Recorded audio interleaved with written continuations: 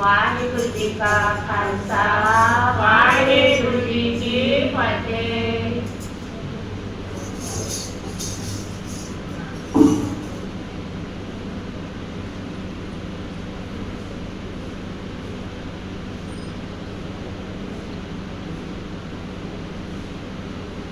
ਸਤਿਨਾਮ ਸ੍ਰੀ ਵਾਹਿਗੁਰੂ ਸਾਹਿਬ JIO.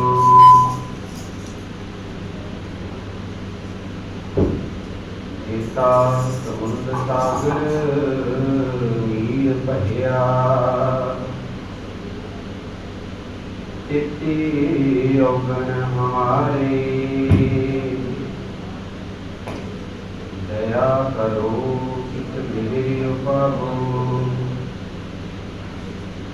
दुख दे पत्थर तारे,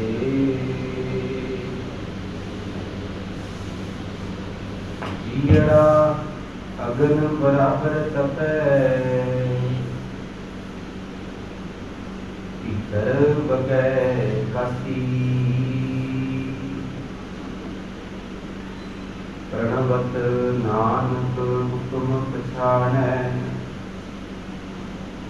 सुख होवै दिन राती,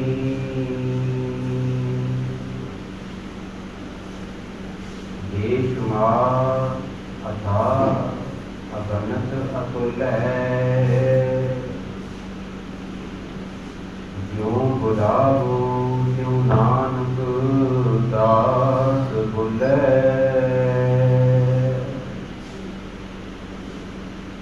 ज्यों बुलावो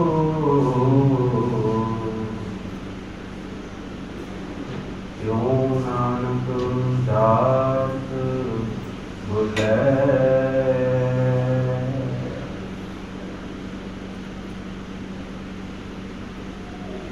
जुगो जुग अटल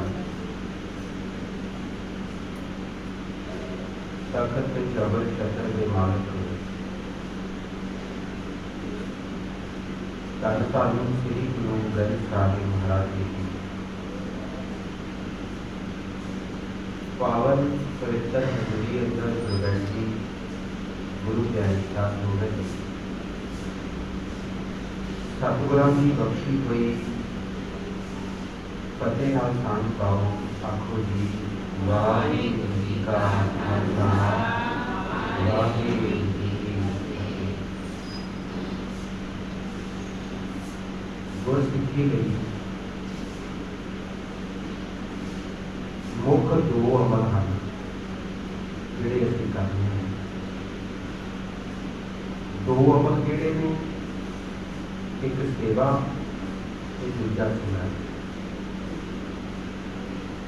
ਜੇ ਇਨਸਾਨ ਆਪਣੇ ਜੀਵਨ 'ਚ ਇਹ ਦੋ ਅਮਲ ਕਮਾਈ ਜਾਵੇ, ਬਾਕੀ ਸਾਰਾ ਕੁਝ जिन्ने भी सिक्खी के गुण हैं वो अपने आप ही साडे जीवन में प्रवेश कर रहे। सेवा का की अर्थ है? अपना तन, अपना मन ते अपना धन दूजे दे भले लिए खर्च करना। तन नाल सेवा हो सकती है, मन नाल हो सकती है, जदों असीं दूजे का दुख आप ले लईए, अपना सुख दूजे को दे लईए, इसका सेवा वो किसी भी रूप से हो सकता है, किसी भी जगह पे हो सकता है। गुरुद्वारा साहिब सेवा लई ट्रेनिंग सेंटर है।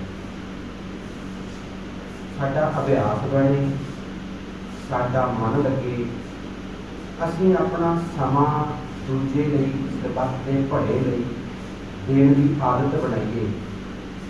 इसलिए गुरुद्वारा साहिब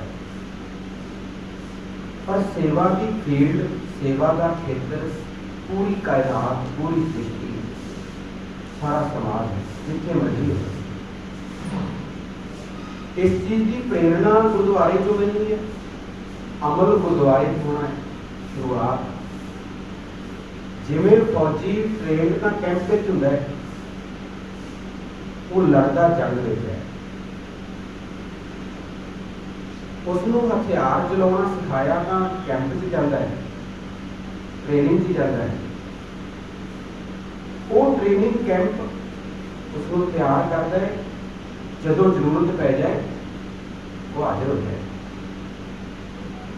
गुरुद्वारे का लंगर, गुरुद्वारे की सेवा संभाल, संगतां की सेवा, ये सारा कुछ बार बार करन नाल असीं तन करके, मन करके, धन करके वो शक्ति इकट्ठी करनी है, अभ्यास बनाना है कि जदों जरूरत पए, जंग लगन तो भाव कोई हड़ आ जाए, भूचाल आ जाए, सुनामी आ जाए, कोई एक्सीडेंट हो जाए, कुछ भी हो जाए, उत्थे असीं अपना तन, अपना मन ते धन खर्च कर लगिया सोचीए ना, वो तां ही होएगा जे सानूं आदत होएगी। तुसीं वेखिया होएगा जंग नहीं भी लगी हुंदी तां भी फौजियां की ऐसी ट्रेनिंग चलती रहती है, कहा जाता है इन्ना दौड़ो, कहा जाता है मोर्चे पुटो, अब अभ्यास करो कि जंग लग गई, जंगल च रहो, कहा जाता है नदी पार करो कि सारिया गड्डियां दरिया को पार कराओ, कि जरूरत पैण दी वो कर सके। इस तरह सेवा नूं अपने जीवन का नित कर्म बनाना है। जे असीं अमल विच सेवा नहीं लियाउंदे तां मैनूं कहण देना सिੱਖੀ भी साडे जीवन च नहीं है। सेवा किस रूप च करनी है, कि अनेकां रूप ने, अनेकां विधियां ने। सिर्फ बेसिक गल याद रखनी है कि साडे उस कर्म नाल दूजे का भला हो, सरबत का भला हो, किसी के भले हित कोई भी कर्म करना सेवा। जदों इंसान ये सुभाव बना लवे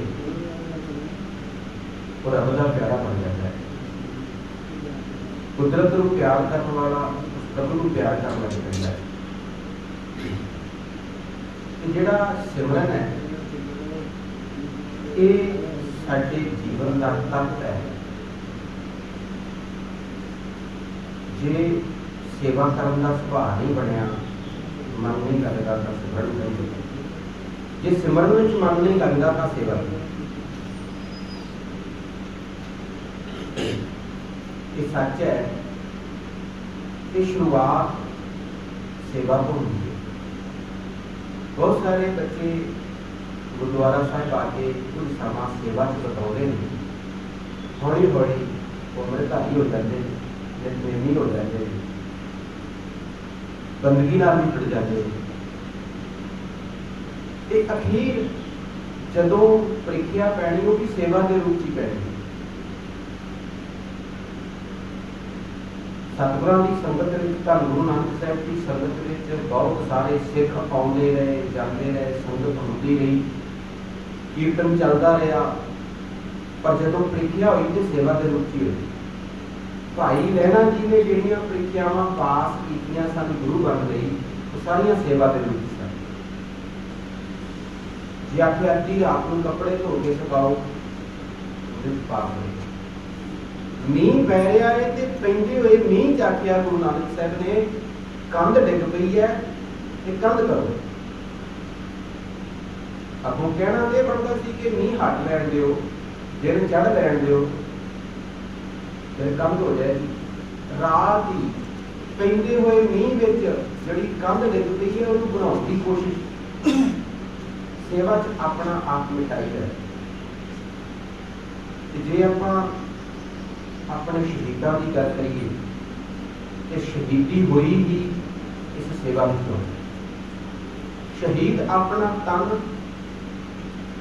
सरबत के भले लिए ला देता है, भेंट चढ़ा देता है कि मैं अपना तन सौंप दिता सरबत के भले लिए। सब तो प्यारा इंसान का तन होता है, कुछ भी इंसान छड्ड देवे, अपने शरीर नाल बड़ा मोह होंदा है।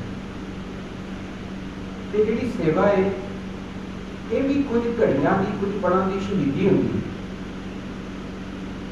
कुछ समय ਲਈ ਅਸੀਂ ਆਪਣੇ ਨਿੱਜ ਤੋਂ ਉੱਪਰ ਉੱਠਣਾ ਹੁੰਦਾ ਹੈ। ਆਪਾਂ ਦਿਨ ਚੜ੍ਹਦਾ ਹੈ, ਕੰਮ ਕਰਦੇ ਹਾਂ, ਕਾਰੋਬਾਰ ਤੇ ਜਾਂਦੇ ਹਾਂ, ਕਿਸ ਲਈ?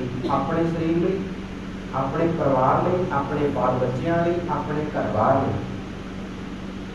ਪਰ ਜਦੋਂ ਇਹ ਆਪਣੇ ਤੋਂ ਇਹਦਾ ਦਾਇਰਾ ਵੱਧ ਜਾਏ ਕਿ ਦੂਜਿਆਂ ਲਈ, ਅੱਜ ਦਾ ਦਿਨ ਮੇਰਾ ਦੂਜਿਆਂ ਲਈ, अपने परिवार को ऊपर उठ के सारे संसार को अपना परिवार मान के अज का दिन मैं खर्च करना। इदा ही गुरसिख प्यारे विचारा कर रहे थे। घट्टो घट्ट अमल की होना चाहिए सेवा के रूप में। ते बैठे बैठे गुरमुख प्यारे विचार रहे थे कि हर सिख नूं एक महीने च 3 दिन सरबत के भले लिए खर्च करने चाहिए, शरीर करके। जो कितने भी कोई सेवा चल रही है उदों एकदम अपनी दुकान बंद करनी, अपनी नौकरी छड्डनी, अपना घर बार छड्डना औखा हो जाएगा। ये अभ्यास बनाना चाहिए कि आप अपने जीवन महीने 30 दिन होंगे ने ते 3 दिन 10वां हिस्सा दसवंध धर्मर्थ करना। उस दिन अपने घर परिवार लिए, अपने बच्चों लिए काम नहीं करना, सरबत के भले ही काम करना है। जो कुछ संगत मिल के जुड़ के ऐसी कोई योजना बनाए कि एक जथा बन के वो सारे जी कुछ दिन कट के कोई भी सेवा वाला कार्य हो सकता है। वो गुरुद्वारा साहिब के अंदर हो सकता है, बाहर समाज में हो सकता है। जिवें जिवें की समर्था के साधन मालक ने बख्शे ने उन्होंने समर्थावां नूं ते उन्हां साधनां नूं वरत के कोई भी सेवा का कार्य हो सकता है। अभ्यास की गल करिए कि जो असं अभ्यास करते हैं तो फिर विपता पैण के असं उन्होंने सामभ लेंगे। भावें कोई सुनामी आई, भावें कोई भूचाल आया, भावें यूक्रेन की जंग लगी, सिखा ने सेवा की। तो तां ही हुई है ना कि साडा अभ्यास बनया होया है।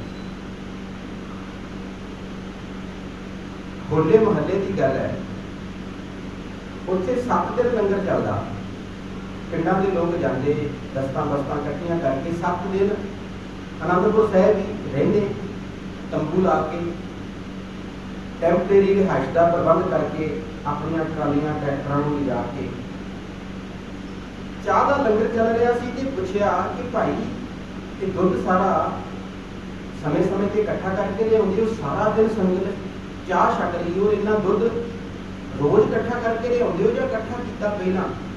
इन्हां दिनां च गर्मी भी हो जाती, दुध खराब हो जाता है, की प्रबंध है तुहाडे कोल कि 7 दिन तुसीं किते जा नहीं रहे, लगातार पैकिंग वाला दुध कितों आ रहा है? उत्थे एक बड़ी खूबसूरत चीज़ देखने को मिली। इन्हूं कहते अभ्यास जो कोई कर्म करते हैं तो लोड़ पैण ते जे जंगी अभ्यास जंग लग जाए तो फौजी ने ट्रेनिंग में पूरा मन लाया तो वह जंग में भी लड़ सकेगा। ये चीज़ देखने को मिली। और गुरमुख प्यारिਆਂ ने दसिया कि आ देखो दुध असीं पहला इकट्ठा कर लैंदे हां 15-20 दिन पहला, और कोई विशेष प्रबंध नहीं है, सारा दुध फ्रीज कर दिता जाता है, जमा दिता जाता है। पूरी कैंडी बनी हुई दुध की, और दुध जमया होया बर्फ बनी हुई दुध।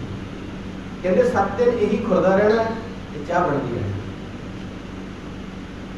हुण ये दुध इकट्ठा करना, उन्हें जमाना एक अभ्यास किया तो लोड़ पैण ते बाई चांस किते कोई विपदा आन पवे, कुदरती आफत आन पवे ते उन्हां दा ये अभ्यास उस वेले काम आएगा। नहीं तो मौके से इकट्ठा करना ही नहीं पता होगा किवें इकट्ठा करना है, की करना है। तो साडे जिहड़े जोड़ मेले ने जां लंगरां दी सेवा है, जेकर असीं हद नूं क्रॉस ना करिए तां ये साडा वो समा है जिवें फौजी कैंप लई तैयार होंदा है, कैंप विच ट्रेनिंग लैंदा है, सेवा फिर धन करके माया भी इकट्ठी करनी। वो माया का भी एक खजाना जो सारी संगत जुड़ के इकट्ठा हो जाता उस सेवा के, जे अभ्यास बनया होएगा कड्ढण दा तां ही इकट्ठे कर पावांगे। इस तरह ही हुण जदों खालसा एड या होर संस्थावां ने वक्-वक् समय ते सेवावां निभाईआं ते इस सेवा के कारज ने पूरी दुनिया दे विच गुरु नानक साहब जी की सिੱਖੀ का नाम चमकाया। दसिया संसार के लोगों कि धरती पर कोई ऐसी एक कौम वसदी है किते भी कोई विपदा बने वो हाजिर हो जाए। वो अमल साडा चलता रहना चाहिए। साडे इतिहास के विच बड़े नामवर ऐसे शख्स हुए ने जिन्होंने अपने जीवन सेवा को समर्पित किया। बड़ा बड़ा नाम भगत पूरन सिंह जी का, उन्होंने जीवन से फिल्म भी बनी। ये जन्म तुम्हारे लिए आप जी ने देखी होगी, एक बेटी का जरूर देखनी और बच्चों को दिखानी। भगत पूरन सिंह जी का जीवन एक प्यारा सिंह अपाहज बच्चे के नाम तो शुरू होया कि वो इस तरह के अपाहजा लोड़वंदा बेसहारिया संभालन का इन्ना बड़ा कार्य कर गए। इकल्ले ही तुरे सी उन्होंने वास्ते प्रशादे इकट्ठे करने, जिन्होंने कोई संभालन वाला नहीं, उन्होंने थां देनी जिन्हों की थां घर में भी नहीं, माँ बाप कोल भी नहीं। वो प्यारा सिंह ऐसा बच्चा सी कि माँ बाप गुरुद्वारे छड़ गए सन डेरा साहब लाहौर, तो उतों ही उन्होंने उस बच्चे को संभालिया। वो बच्चा जन्म तो ही मंदबुद्धि अपाहज सी। वो प्यारा सिंह बहुत लंबा समा उसके नाम से अमृतसर सराह भी बनी हुई है, पिंगलवाड़ा भगत पूरन सिंह। सो सेवा दियाँ बहुत बड़िया उदाहरण ने। जिवें अपने भगत पूरन सिंह होए ने सेवा के, इस तरह पाकिस्तान के विच आज़ादी तो बाद एक शख्स होए ने सत्कारयोग, जिन्हों का नाम है कीर्ति। जिवें अपने भगत पूरन सिंह ने पाकिस्तान के विच कीर्ति जी होए ने, उन्होंने भी इस तरह सेवा संभाली। औखे समय लवारस लाशां का संस्कार करना, बेसहारियां को सहारा देना, पागलों को मंदबुद्धि जिन्होंने कोई संभालने वाला नहीं उन्होंने संभालना। उन्होंने जीवन की घटना दसन लग्या कि कैसा होता है सेवादार। बहुत सारिया बच्चियां जिहड़ियां पागल सन संभालते सन। उन्होंने अपनी बेटी सी ते उन्हों का दोता सी बिलाल, छोटा जिहा सी 2-3 साल का। एक मंदबुद्धि बच्ची सी जिहड़ी उन्होंने आश्रम में रहिंदी सी ते ओह बिलाल उन्होंने दोते नूं नहाउण लगी, कदे इशनान वास्ते पानी गर्म कर रही सी। पर उस बच्ची को समझ ना आई पानी इन्ना ज़्यादा गर्म सी, इन्ना ज़्यादा गर्म सी कि वो बच्चे को गर्म गर्म पानी नाल नवा उबलदे पानी के नाल 2-3 साल के बच्चे को समझ नहीं आई। हुण उस कीर्ति का रिएक्शन की सी? सेवादार कैसा होता है? जदों उस बच्चे को नहा दिता, कुदरती सी इन्ना गर्म पानी सी, बच्चा बहुत छोटा सी, बच्चा चल बसिया। उसकी पुत्री बहुत रोन लग गई। उसको दफना के जो आए आके अपने दामाद नूं अपनी बेटी नूं कहन लगे, ईदी कह लगे साडा बिलाल बड़ा प्यारा सी, बहुत प्यारा सी। इस बच्ची ने उसकी सेवा करदे करदे समझ ना होने करके कुदरत ने उस खुदा ने अल्लाह ने उन्हें इन्ना ही समा दिता सी, चला गया साडे कोल। मेरी बच्ची अज आप उसकी जिन्नियां गल्लां करनियां कर लो, बिलाल बारे जो गल्लां करनियां आप सारी रात बैठांगे, उस बच्चे बारे गल्लां करांगे, पर अज तो बाद साडे घर च बिलाल का नाम भी नहीं लेना किसी ने। अज का दिन बिलाल दे नाम, ਉਹਦੇ नाम से जो भी बोलना है, जो कहना है, मेरी धी बोल गल कर। जिन्ना आप उस बच्चे को प्यार करते सा, पर अज तो बाद वादा करो कि उसका कोई नाम ही नहीं रहेगा साडे घर में, क्योंकि पुत्र वो बिलाल चला गया है। तो आप उन्होंने याद कर करके अपना समा बितावांगे तो इन्हां दी सेवा कौन करेगा? तो इन्हां सारियां में इस बिलाल को देखना है। सेवादार इदां दा होंदा है, अपने निज तो इन्ना उपर उठ जाता है। जदों उस उस कीडी की उम्र 30 साल की हुई सी ते उहदे पोते की गल दोते की गल माफ करना, मैं उसका जीवन पढ़ रहा सी ते किवें दा सेवादार होता है, उदाहरण है एक। क्योंकि जदों तो जवानी चढ़िया उसने सेवा संभाल लई, बीमारां नूं अपाहजां नूं संभालना उसका नित्य कर्म सी, तां कोई भी लड़की उस नाल निकाह करने लई तैयार ना हो। उम्र लंघदी गई, काफ़ी समा हो गया, उन्हें कहा कि मैं सारा समा अपना सेवा च दिंदा हाँ, मेरे नाल वही लड़की निकाह करेगी जिहड़ी सेवा करेगी, सेवा विच जुड़ेगी मेरे नाल। मैं इस परिवार को छड्ड के अपने परिवार वाल ध्यान नहीं दे सकता, ये सारा मेरा परिवार है, ये मेरा परिवार भी जुड़ जाएगा, कोई गल नहीं। पर कौन ऐसी कुर्बानी वाली लड़की कितों मिले?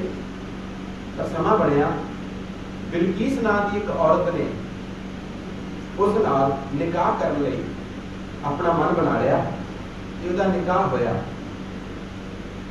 तो बिलकीस जिस दिन ब्याही गई, उस दिन निकाह वाले दिन, जिस दिन अपने इंसान सोचता कि ब्याह वाला दिन बड़ा खुशी वाला दिन होता है, तो सेवादार कैसे होंगे ने जरा सोचना। वो कीटी कहता कि मेरा निकाह वाला दिन सी, उस दिन इथों कराची कोई लाश लैके जानी सी, लवारस लाश सी, तो पता लग्या सी उहदे रिश्तेदार वो बहुत दूर ने, इथों 1200 किलोमीटर दूर ने लाहौर तो, तो उसनों उत्थे पहुंचाउण की जिम्मेवारी मेरी सी। तो वो बिलकीस दसदी कहती कि मैं उस दिन निकाह वाले दिन सारा दिन ते सारी रात बैठ के उस लाश के नाल सफर कर रही थी। ये नहीं कि कोई खुशी का दिन आए सेवा भुल जानी, कोई गमी का दिन आए सेवा भुल जानी। वो खुशी के दिन भी सेवा विच सी, जिस दिन अपना दोता बिलाल चढ़ाई कर गया उस दिन भी सेवा विच सी। सेवादार इहो जिहा हुंदा है। भगत पूरन सिंह के जीवन में भी असली उदाहरण है। भाई कन्हैया जी की साखी असीं पढ़ी सुनी है। अपने जीवन में जे सेवा नहीं तो आपां सिੱਖੀ वाले गुण ग्रहण करने में असमर्थ हाँ। साडी ताकत नहीं कि साडे विच सिੱਖਾਂ वाला गुण पैदा हो जाए। सेवा ही इंसान को कुर्बानी करनी, शहीदी देनी सिखाती है। ਉਹਦੇ ਲਈ अभ्यास करना इत्थों ही स्टार्ट करना है। अपने घर का झाड़ू पोछा जरूर करना है, गुरुद्वारे करना है। जी अपनी गली मुहल्ला है, कोई महीने एक दिन वो वास्ते कटना है। जिथे भी कोई सांझी थां है, जिवें स्कूल है, शमशान घाट है, वो थावां ने उन्होंने थावां ने भी कोई समा करना है। पर इस तरह विचार के कोई भी टाइम बनाया जा सकता है। जो कुछ जी इकट्ठे होकर कोई योजना बनाओगे, अपना तन हाजिर करेंगे, अपना मन हाजिर करेंगे, धन हाजिर करेंगे, तो बहुत सारे सेवा के कार्य होंगे। सब तो वड्डी जिहड़ी साडी संस्था है लंगर, लंगर करके अज दी पूरी दुनिया दे विच सिख कौम जानी जाती है। असीं बाकी अपने सिੱਖੀ ਦੇ गुणा करके बहुत पिछे पै गए होइए, साडे च निघार आ गया होवे, असीं बहुत अवगुणा दे भर गए, सिੱਖਾਂ ਦੇ ਵਿੱਚ घरां ਵਿੱਚ नशे वड़ गए, असीं पतत होए जां साबत सूरत होना छड्ड गए, दस्तारां सिर तो लह गईयां। इहो ਜਿਹੇ बड़े निघार आए ने, बहुत पासियां तो असीं नीवे होए हैं, डिगे हैं। पर सेवा वाले कार्य दे विच अज भी कोई भी होवे उत्थे चढ़दी कला है। पर सेवा कित्थे जरूरत है, किवें करनी है, ये सारा कुछ निजी तौर पर भी ते पंथक तौर पर भी जरूर इकट्ठे होना चाहिए, समा करना चाहिए। ते दूजा अमल है साडा सिमरन। सिमरन के अमल को असीं आरंभ करना है सत संगत द्वारा। सत संगत विच बैठ के कीर्तन होवे, पाठ होवे, कथा होवे, जिस भी विधि नाल प्रभु चेते आवे वो सिमरन है, वो नाम है। किवें भी चेते आ जाए, कोई साखी सुनते हैं याद आ मालिक चेते आ जाए, सारी सृष्टि का मालिक। नाम चेते नहीं आता प्रभु का तो समझ लेना असी कुदरत की बरखिलाफी कर रहे हैं। साडा शरीर उस कुदरत ने जो पैदा किया, स्वास चलते हैं, दिल धड़कदा है, अपने आप सारा शरीर कार्य कर रहा है कि जेकर उस सृष्टि के मालिक में सिमरदा है तो फिर सहज सुभाए अपने आप कुदरत साढ़े सारे विघन नाश कर दी। आप पढ़ते हैं ना सतगुरु जी का वचन, विघन विनाशन सब दुख नाशन, सतगुर नाम चढ़ाया, खोए पाप भरे सब पावन, जन नानक सुख कर आया। जदों नाम ते आया तो सारे विघन नाश होंगे। किवें नाश होंगे ने? कुदरत है ते कुदरत के पक्के असूल ने, जो परमेश्वर ने असूल बना दिते ने वो कदे नाश नहीं होने, उन्होंने कदे बदलना नहीं। उन्होंने नियमां ने, कुदरत का नियम की है कि इंसान जो सिमरता है वो हो जाता है, जो ध्याउंदा है वो बन जाता है। डॉक्टर डॉक्टर क्यों बनता है? कि उन्हें डॉक्टरी में सिमरिया है। इंजीनियर क्यों इंजीनियर बनता है? कि उन्हें इंजीनियरिंग सिमरी है। रागी इस करके रागी बनता कि उन्हें राग सिमरे ने। जे प्रभु ਨੂੰ सिमरना ते प्रभु वाले गुण ਹਿਰਦੇ 'ਚ आ जाने। जो प्राणी निस दिन भजै रूप राम ते जा, हर जन हर अंतर नहीं। हरि दे विच ते हरि दे जन 'ਚ कोई अंतर नहीं रहिंदा, उसਨੂੰ याद करदा। हर जन हर अंतर नहीं, नानक साची मां। ਹੁਣ सिमरन ने साडे अंदर प्रभु वाले गुण करने हैं। ਅਸੀਂ कुदरत के वेग ਨੂੰ बदल नहीं सकते। साडे जीवन 'ਚ दो ही अवस्थावां ने, एक है रजा, दूजा है सजा। जे ते ਅਸੀਂ रजा ਵਿੱਚ रहना सीख लईए, रजा अनुसार ढल जाइए ਤਾਂ ਉਹ रजा मजा आनंद बन जाता है। जे असी रजा के खिलाफ चलना शुरू करिए, रजा सानू चंगी ना लगे, जो परमेश्वर प्रता रहा उन्हें जो रिदम दे रहा उस ताल दे विच नचना ना आवे। कुदरत सानू एक ताल दे रही है, उस ताल समझ के उसनू उहदे च नचना सीखना है। जे सानू वो ताल समझ नहीं आ रहा, असी उहदी रजा के खिलाफ लड़ रहे हैं तो जीवन सजा हो जाता है।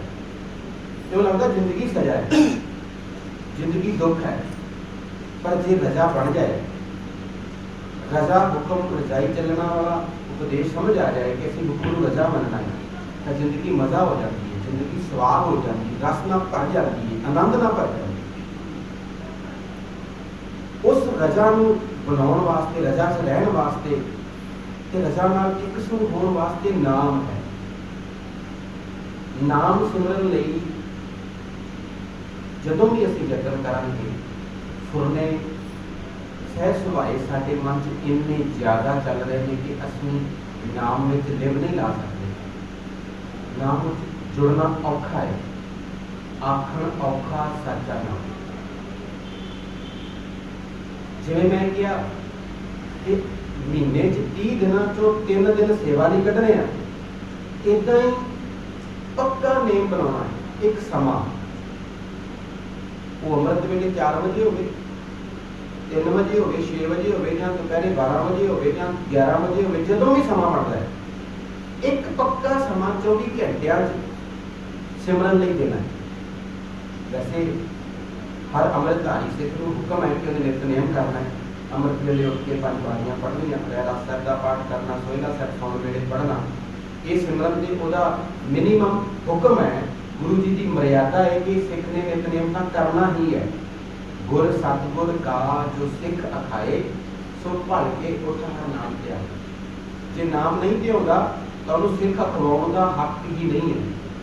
जिन्हें अखवाउणा है कि मैं सिख हाँ, जो अपने आप को अखवाउंदा है कि मैं सिख हाँ, गुर सतगुर का जो सिख अखाए अखाउंदा है, सिख अखाए सो भल के उठ हर नाम ते आए। उदम करे भल के प्रभाती इशनान करे, अमृतसर नाम है। ये साडी मर्यादा है, गुरु साहब ने हुक्म किया है। जे नहीं असी नितनेमी बन पाए ਅਸੀਂ ਸੰਸਾਰੀ ਧੰਦਿਆਂ ਕੰਮਕਾਰਾਂ ਪਰਿਵਾਰ ਦੇ ਰੁਝੇਵਿਆਂ 'ਚ ਇੰਨੇ ਰੁੱਝ ਗਏ, ਇੰਨੇ ਬਿਜ਼ੀ ਹੋ ਗਏ ਕਿ ਸਾਡੇ ਕੋਲ ਸਮਾਂ ਹੀ ਨਹੀਂ ਕੱਢ ਰਹੇ। ਅਸੀਂ ਆਪਣੇ ਕਾਰੋਬਾਰ ਆਪਣੇ ਕੰਮ ਧੰਦੇ 'ਚ ਇੰਨਾ ਰੁੱਝ ਗਏ ਹਾਂ ਕਿ ਸਾਡੇ ਕੋਲ ਸਮਾਂ ਹੀ ਨਹੀਂ ਬਚਿਆ। ਤਾਂ ਫਿਰ ਵੀ ਇੱਕ ਸਮਾਂ ਜ਼ਰੂਰ ਬਣਾਉਣਾ ਹੈ।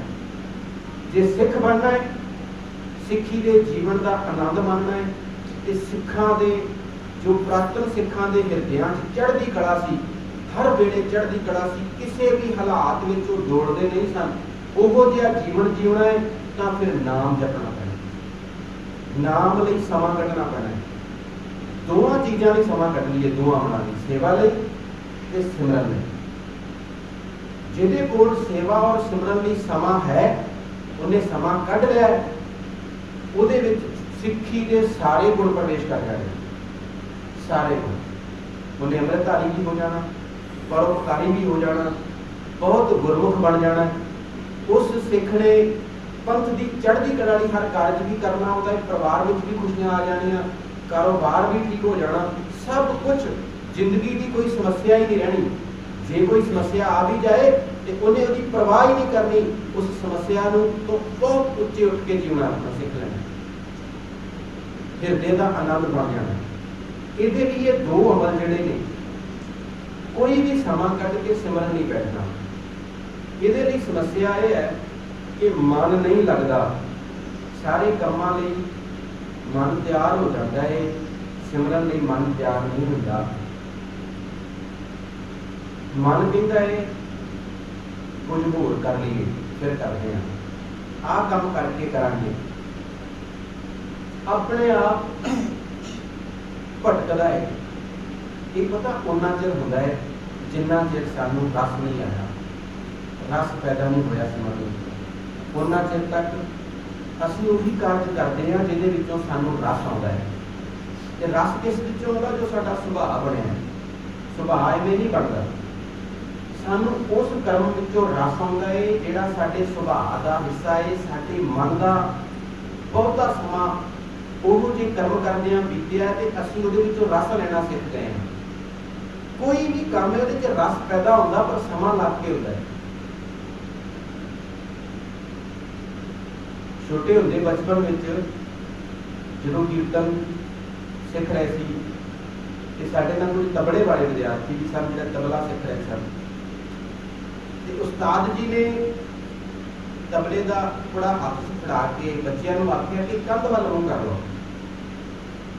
ਆਖਿਆ ਜੀ ਇੱਧਰ ਨੂੰ ਬਾਹਰ ਪਾਰਕ ਵੱਲ ਨੂੰ ਕਰਕੇ ਕਿਉਂ ਨਹੀਂ ਬੈਠ ਸਕਦੇ? ਕਹਿੰਦੇ ਨਹੀਂ, ਬਿਲਕੁਲ ਕੋਨਾ ਲੱਗੋ ਤੇ ਕੰਧ ਵੱਲ ਨੂੰ, ਇੱਧਰ ਵੀ ਕੰਧ ਹੋਵੇ ਤੇ ਤੁਸੀਂ ਬਿਲਕੁਲ ਕੰਧ ਵਾਲੇ ਪਾਸੇ ਮੂੰਹ ਕਰ ਲੈਣਾ। ਕਹਿੰਦੇ ਕਮਾਲ ਹੈ, ਹੁਕਮ ਹੈ। ਫਿਰ ਆਖਿਆ ਕਿ ਆ ਬਸ ਤਿੰਨ ਨਾ ਉਂਗਲੀ ਨਾਲ ਵਜਾਈ ਜਾਣਾ ਤੇ 2 ਘੰਟੇ ਲਗਾਤਾਰ ਇਹ ਬੋਲ ਵਜਾਉਣੇ ਨੇ। ਤੇ ਕਿੰਨੇ ਹੌਲੀ ਵਜਾਉਣੇ ਨੇ? ਤਿੰਨ ਨਾ ਨਾ ਤਿੰਨ ਨਾ। ਇਹਦੇ ਵੱਜਦੇ ਨਹੀਂ। 2 ਮਿੰਟ 5 ਮਿੰਟ 10 ਮਿੰਟ ਵਜਾਉਣ ਤੋਂ ਬਾਅਦ ਅੱਕ ਜਾਂਦਾ ਹੈ ਮਨ, ਨਹੀਂ ਵਜਾਇਆ ਜਾਂਦਾ। ਉਸਤਾਦ ਜੀ ਕਹਿੰਦੇ ਵੀ ਬੱਚੇ ਵਜਾਈ ਜਾਣਾ ਹੈ, ਵਜਾਈ ਜਾਣਾ ਹੈ, ਹਾਰ ਨਹੀਂ ਮੰਨਣੀ, ਮਨ ਨਹੀਂ ਲੱਗੇਗਾ ਤੇ ਇਹਦੇ ਵਿੱਚੋਂ ਰਸ ਪੈਦਾ ਹੋਏਗਾ। ਇੱਕ ਸਮਾਂ ਆਏਗਾ ਜਿਹੜੀ ਇਹ ਤੂੰ ਭਗਤੀ ਕਰ ਰਿਹਾ ਤਬਲਾ ਵਜਾਉਣ ਦੀ, ਇਹਦੇ ਵਿੱਚੋਂ ਇੱਕ ਰਸ ਪੈਦਾ ਹੋਏਗਾ।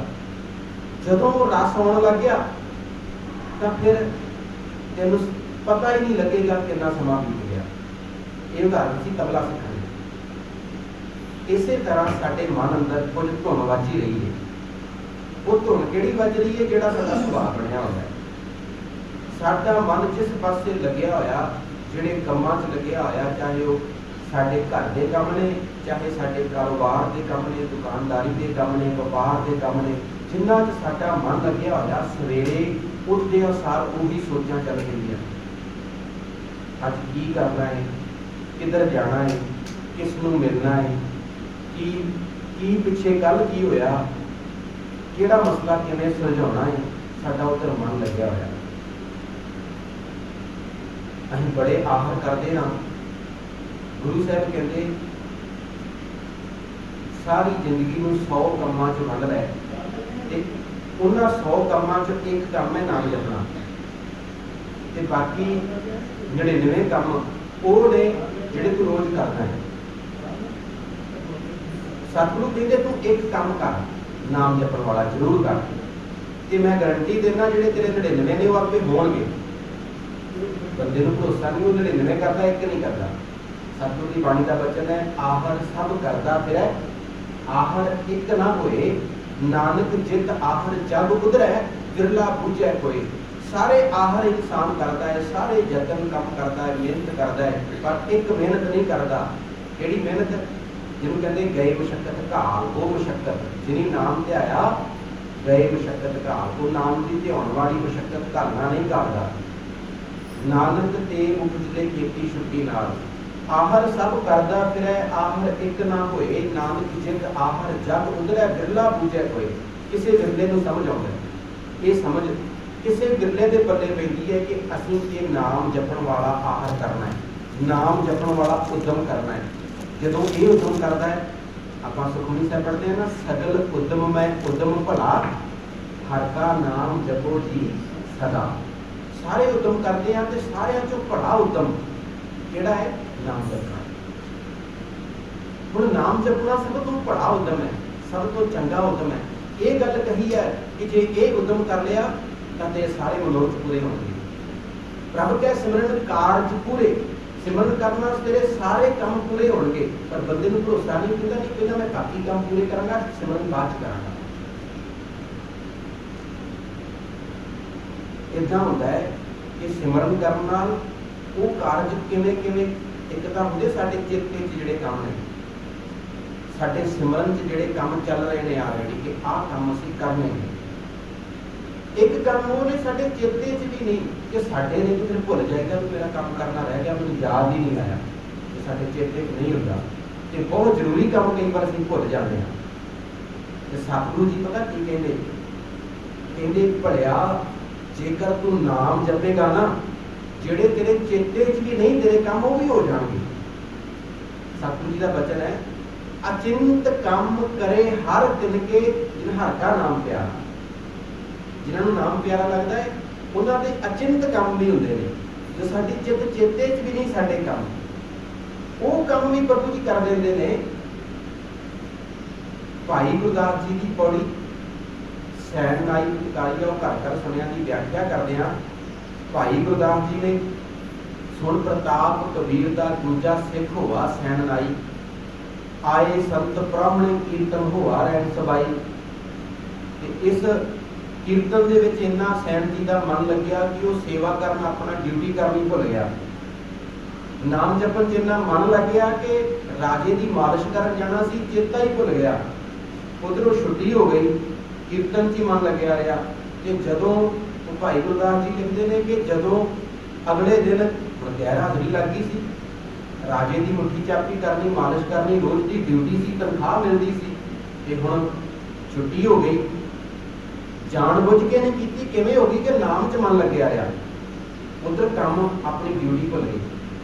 ਤੇ ਉਧਰੋਂ ਜਦੋਂ ਵਾਪਸ ਪਹੁੰਚੇ ਰਾਜੇ ਦੇ ਕੋਲ, ਮਨ ਦੇ ਵਿੱਚ ਡਰ ਹੈ ਕਿ ਰਾਜਾ ਸਾਹਿਬ ਝਿੜਕਣਗੇ ਵੀ ਕੱਲ ਨਹੀਂ ਆਇਆ, ਕੱਲ ਕਿਉਂ ਨਹੀਂ ਆਇਆ।